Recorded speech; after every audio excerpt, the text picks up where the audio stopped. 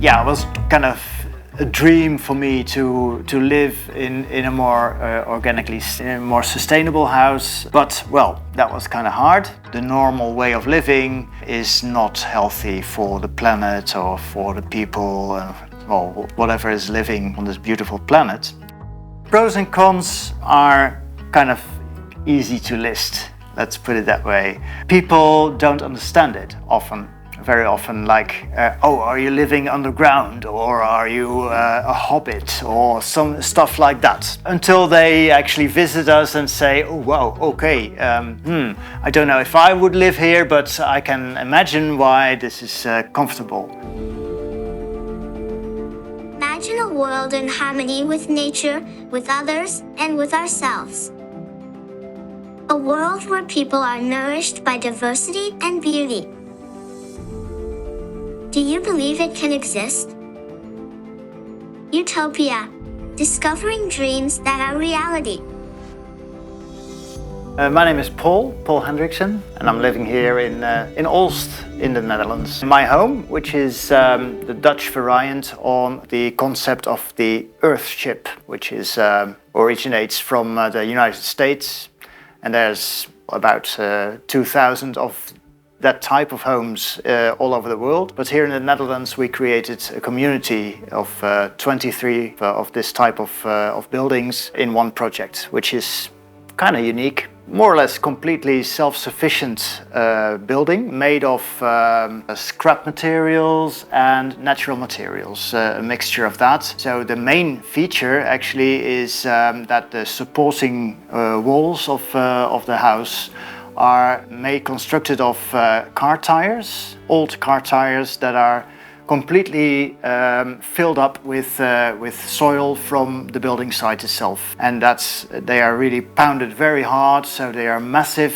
building blocks. There are other methods, but this is the cheapest and, well, the easiest everyone can learn. There's a story of 10 rows of these car tires being used in every building. The bond beam, that's a concrete beam that connects all the tires on the top, and on top of that the roof is built. So that's a supporting layer, but it's 2 meters and 70 centimeters high. Yeah, and car tires, when they are pounded, they weigh about 100 to 150 kilo. So they are pounded on site because you can't lift them in. That's too heavy, especially when you're gaining height. One advantage of clay plaster in your bathroom is that the mirror never becomes misty when you have taken a shower, because the moisture is being absorbed by the walls.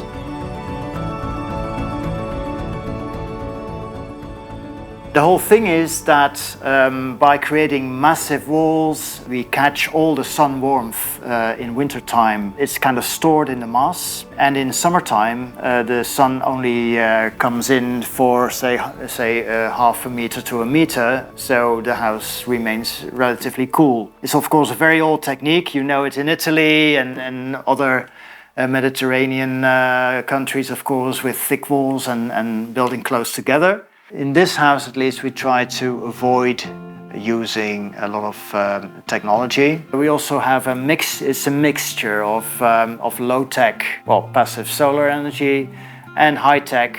We also have on our roofs some PV panels for electricity, and also some other equipment on the roof for heating our water. The buffer vessel for our hot water, which is only 180 liters, which is relatively small, but we are just used to taking a shower. We have our own drinking water here, so we have a collective drinking water purification system, also a collective wastewater system. Right there behind you is our rocket mass heater. It's the most efficient wood-burning stove that you can actually have. It's very efficient, it's very cleanly burning, and on average for a whole year we need only about 1.5 to 2 cubic meters of wood. That's really nothing. The heat is being guided through a circuit, through a clay plaster bench, before it's actually leaving the building through a chimney. In the stove itself, it becomes about 1,000 degrees Celsius, and whatever leaves the chimney is about 60 degrees. So all the rest of that heat is being stored in the building, and that's very, very pleasant warmth. For the other rooms, we have some electric panels, and of course, well, throughout the year we are still we're still producing a surplus of electricity, so we can actually manage.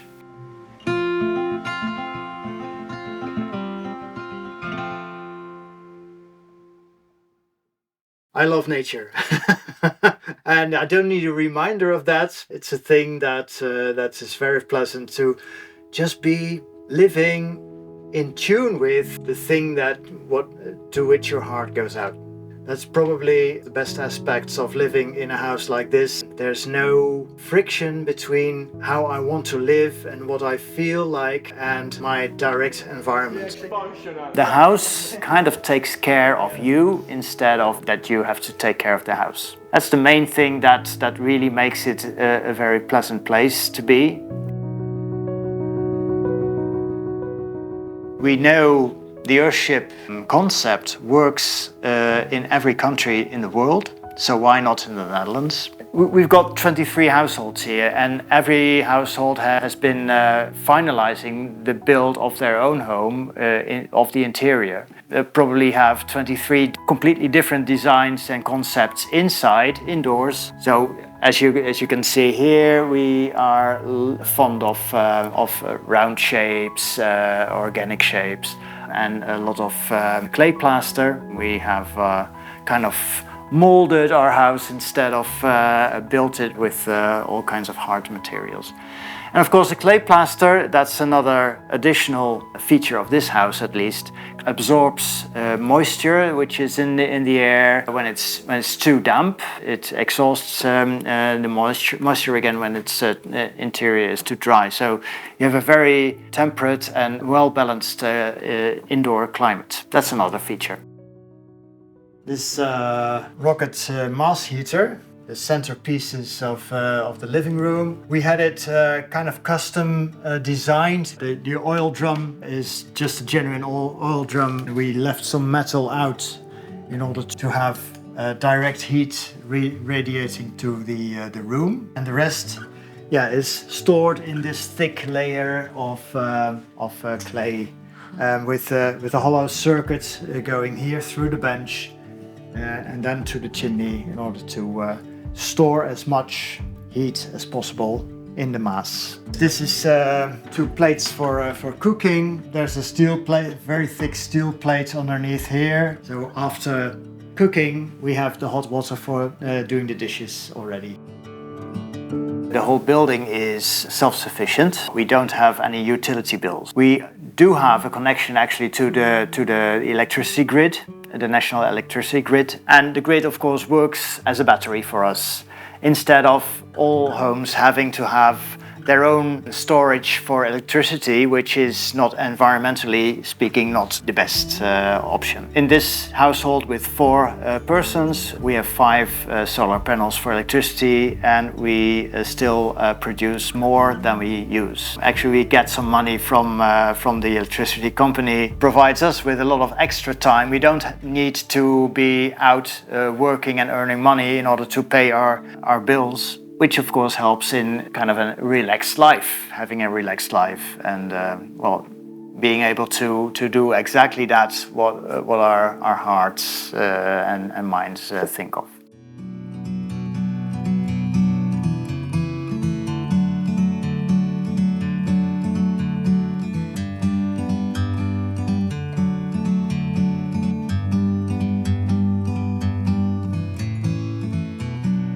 We thought it would be cheaper when we started off this project, and just an important thing to know is as a community, we built our houses ourselves. Of course, we hired some experts during the building phase, but we were actually the workforce. Together with throughout the building phase of 3.5 years, we had about 2,000 volunteers from all over the world. helping us out building. So we thought, well, that might make the costs much less than an average house, but well, there's additional costs attached to that as well. You have to take care of the volunteers as well. We had to learn a lot, and although we had a very steep learning curve, we still made lots of mistakes, and of course that is kind of delay in the building as well, so, and that costs money, etc., etc. So all in all, this house, for instance, cost more or less as much as a newly built regular home in the Netherlands at that time. And I'm talking about 2014 when we moved in this house. We do have some extras here that are all included, and that is we are for 1/23 co-owner of the communal grounds, of the communal infrastructure, including a communal building. We have less costs, much less costs, so that's a big advantage. We had one restriction, there's lots of freedom, but one restriction, no fences. What you see here is actually only partly our private garden. This is the border, so this is behind me is our private garden, and this is communal ground. We had the agreement that whoever has the direct view of the communal ground is the first to be responsible for maintaining it and planting whatever they feel like. And of course, if there are any fruits or vegetables coming from it, everyone walking there is able to pick fruits, and they are very welcome to do so because we have plenty of it. So yeah, actually this is a warning. Watch out whatever you say to somebody in a casual way, like this friend of ours who said, you should look up that website of earthship.com.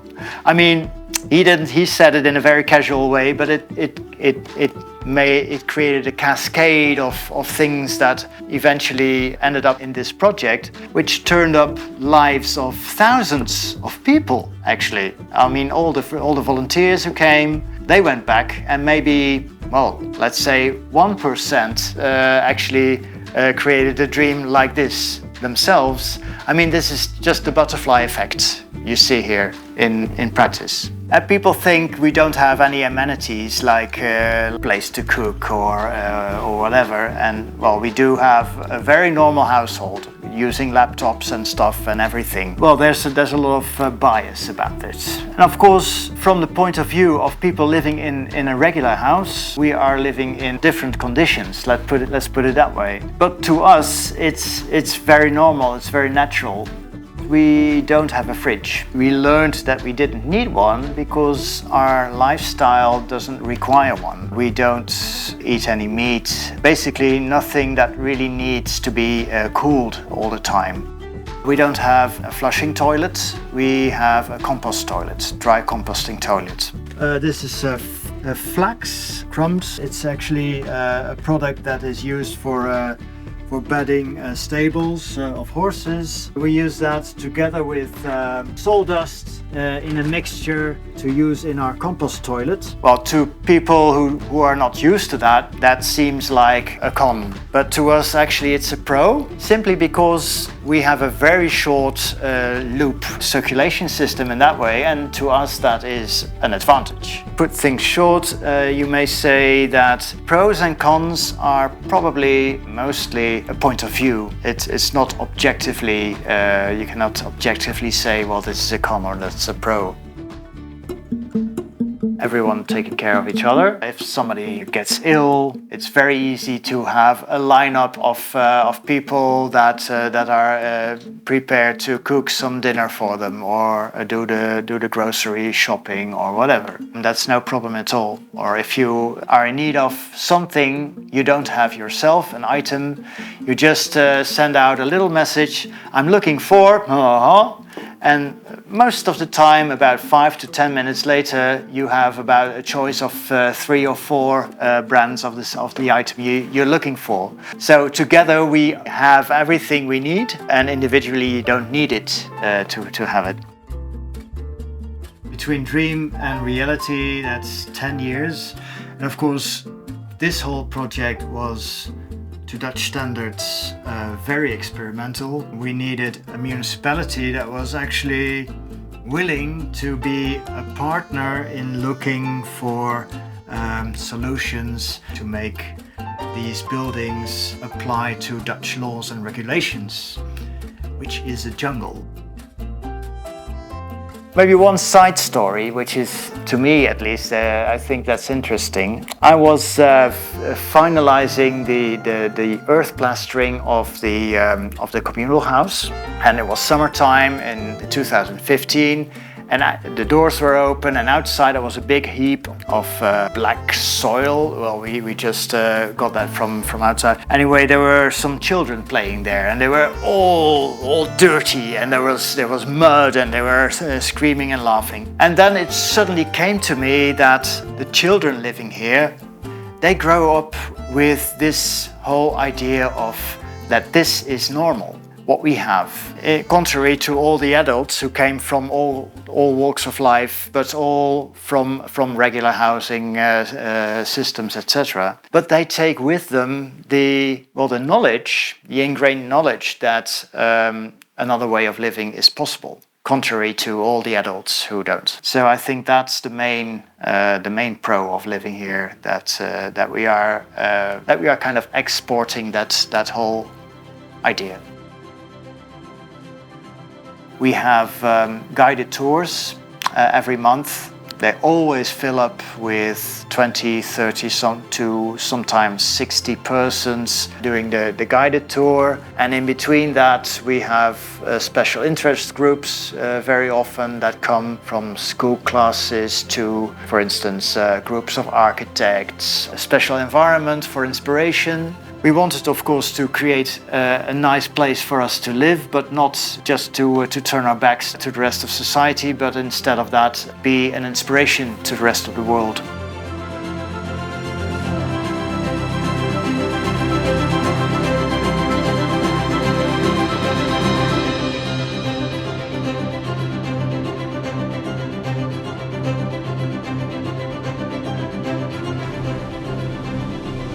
Viva Viva!